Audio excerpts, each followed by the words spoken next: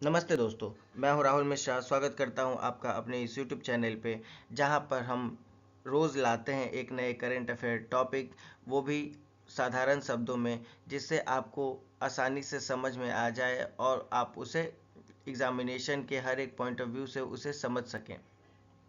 ठीक है। तो दोस्तों, आज हम बात करने वाले हैं एक एमएनसी कंपनी के बारे में, जिसका नाम है माइक्रोसॉफ्ट, और उसने एग्जिट किया है पाकिस्तान को 25 साल के बाद। तो वीडियो को अंत तक जरूर देखें और समझें इसके बेसिक एस्पेक्ट।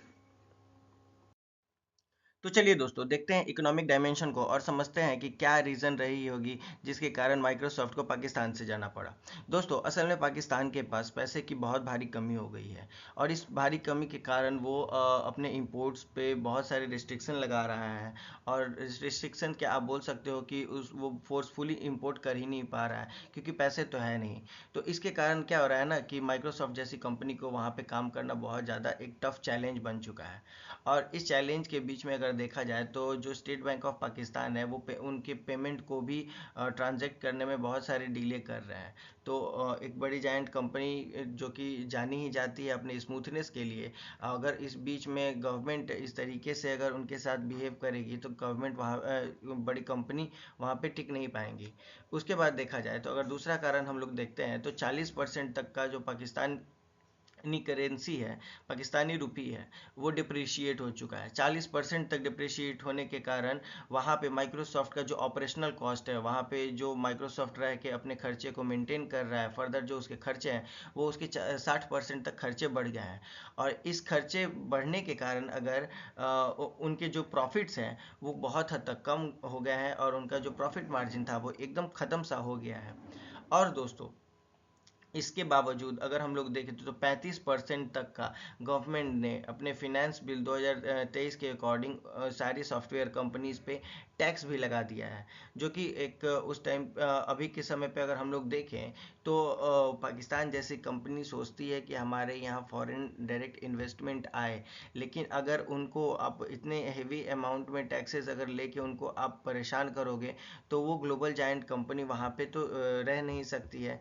आखिर पाकिस्तान को भी सोचना चाहिए कि जब इतनी बड़ी कंपनी है हमारे यहाँ, इतने बड़े एम्प्लॉयमेंट को जनरेट करता है, तो उसके साथ किस तरीके से बिहेव करना चाहिए।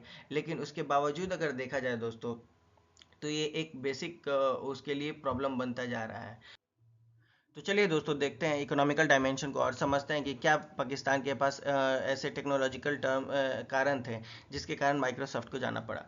तो दोस्तों, पाकिस्तान का जो एक्सपोर्ट है वो $2.6 बिलियन का हुआ है।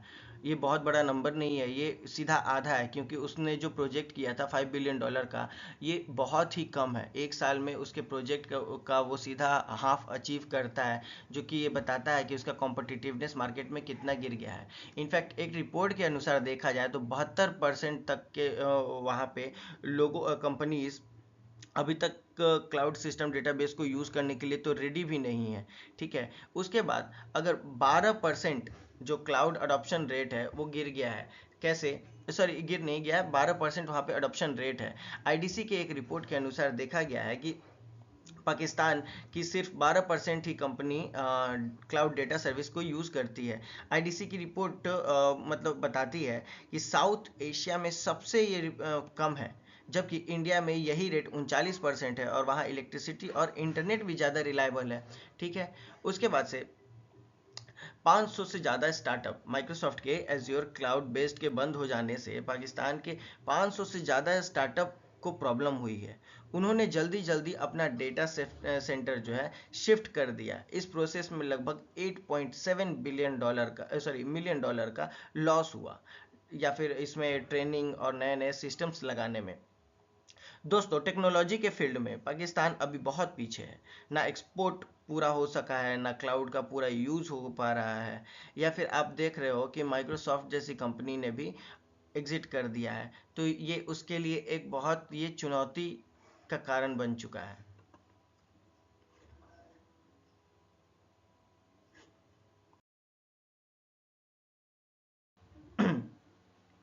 तो दोस्तों, चलिए देखते हैं जियो पॉलिटिकल डायमेंशन। आखिर पाकिस्तान के बगल कंट्री या फिर पड़ोसी कंट्री जो भारत है, आखिर उसके साथ या फिर बांग्लादेश के साथ फॉरेन डायरेक्ट इन्वेस्टमेंट का क्या रोल है या फिर यहाँ पे किस तरीके से इम्पैक्ट हो रहा है, चलिए देखते हैं। तो दोस्तों हाल ही में माइक्रोसॉफ्ट ने इंडिया के हैदराबाद में एक डेटा सेंटर एक्सपेंशन करने का एक बहुत बड़ा प्रोजेक्ट लॉन्च किया है। ठीक है, ये दिखाता है कि इंडिया में जो बोल सकते हो कि उनकी पॉलिसीज़ पे या फिर इंडियन गवर्नमेंट पे या फिर इंडियन गवर्नमेंट के जो सरकारी कार्य व्यवस्था है उस पे उसको भरोसा दिखा है। हाँ, तभी तो इस ग्लोबल जायंट कंपनी ने $2.2 बिलियन का इन्वेस्टमेंट प्रोजेक्ट किया है। ये खुद में बहुत बड़ी बात है। तो इंडिया तो ठीक है, बांग्लादेश ने भी $420 मिलियन का डायरेक्ट इन्वेस्टमेंट अट्रैक्ट किया है हाल ही के दिनों में फॉरेन के बहुत सारे इन्वेस्टर्स के द्वारा। ठीक है, तो आखिर ये कैसे हो रहा है? तो उसने बहुत सारे टैक्सेस पे छूट दे दिया है, या फिर आप बोल सकते हो कि अपने इंटरनेट या फिर वहाँ के इंफ्रास्ट्रक्चर पे भी बहुत ज़्यादा ध्यान दिया है। लेकिन अगर उसके बावजूद बात किया जाए पाकिस्तान के लिए, तो पाकिस्तान ने बस $87 मिलियन का ही इन्वेस्टमेंट अट्रैक्ट किया है। दोस्तों अगर हम लोग देखें तो माइक्रोसॉफ्ट इकलौती ऐसी कंपनी नहीं है जो वहाँ से गई है। कुछ साल पहले पाकिस्तान से मेटा कंपनी, जिसको फेसबुक कंपनी बोलते हैं, वो भी यहाँ से चली गई थी। दोस्तों चले जाने का मतलब ये नहीं होता है कि उनकी सर्विसेज भी वहाँ पे बंद हो जाती हैं। चले जाने का मतलब होता है कि उनके ऑफिस जो ऑपरेशनल होते हैं, जो कि एड रन या फिर एम्प्लॉय बेस्ड जितने भी काम होते हैं, वो अब पाकिस्तान से ना करके दूसरे कंट्री से वो लोग करेंगे। ठीक है, तो माइक्रोसॉफ्ट भी इसी तरीके से वहाँ से गई है। वहाँ पे माइक्रोसॉफ्ट बंद नहीं हुआ है, वो लोग यूज़ ज़रूर करेंगे, लेकिन उनके बहुत क्या है उसको हम लोग समझते हैं। तो असल में माइक्रोसॉफ्ट के जाने के बाद वहाँ पे बहुत सारी जो लोकल कंपनीज़ हैं उसने अपने टीम्स को बहुत छोटा कर दिया है। छोटा करने के कारण हुआ क्या है कि 43% तो ले ऑफ्स हो चुके हैं सेल्स और सपोर्ट वाले रोल में। ये डेटा जो है Lahore chamber of commerce employment survey के द्वारा बताया गया है कि माइक्रोसॉफ्ट के कारण इसको कितना इम्पैक्ट हुआ है। उसके बावजूद अगर देखा जाए तो फ्रीलांसर्स जो थे वहाँ पे जो अपवर्क 57% जो टॉप अर्नर थे पाकिस्तान के, वैसे फ्रीलांसर्स जो कि टॉप 57% में आते थे, उनकी जो कमाई है 30% से लेके 50% तक कम हो गई है, क्योंकि माइक्रोसॉफ्ट के चीप या फिर फ्री टूल्स बंद हो गए हैं, जो पहले की कारण जो पहले से उनकी प्रोडक्टिविटी को कम कर देता है। उसके बावजूद अगर देखा जाए तो वहाँ पे 12,000 से ज़्यादा स्टूडेंट दोस्तों 12,000 ये नंबर बहुत बड़ा है। तो हायर एजुकेशन कमीशन के रिपोर्ट के हिसाब से 12,000 स्टूडेंट्स ने कंप्यूटर साइंस का एडमिशन ही लेना छोड़ दिया है। रीज़न क्या है? तो माइक्रोसॉफ्ट के जो ट्रेनिंग प्रोग्राम है ना वो बंद हो गए हैं, और स्टूडेंट को लगने लगा है कि सिलेबस अब आउटडेटेड हो गया है और फ्यूचर अनसर्टेन हो चुका है। तो दोस्तों माइक्रोसॉफ्ट के एग्जिट से सिर्फ इकोनॉमिक ही नहीं बल्कि सोशल इम्पैक्ट भी बहुत बड़ा है। लोगों की जॉब चली गई है, फ्रीलांसर्स की कमाई गिर गई है, और स्टूडेंट ने टेक एजुकेशन से भी मुंह मोड़ लिया है। और हम देखते हैं कि आखिर कौन कौन सी कंपनीज हैं माइक्रोसॉफ्ट के अलावा जो कि पाकिस्तान से गई है।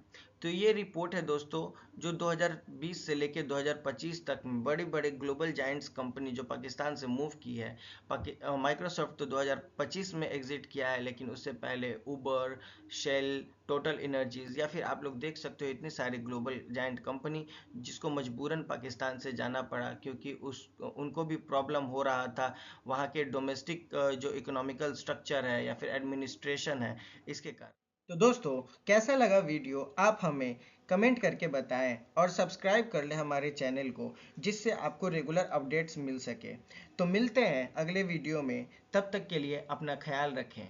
Thank you.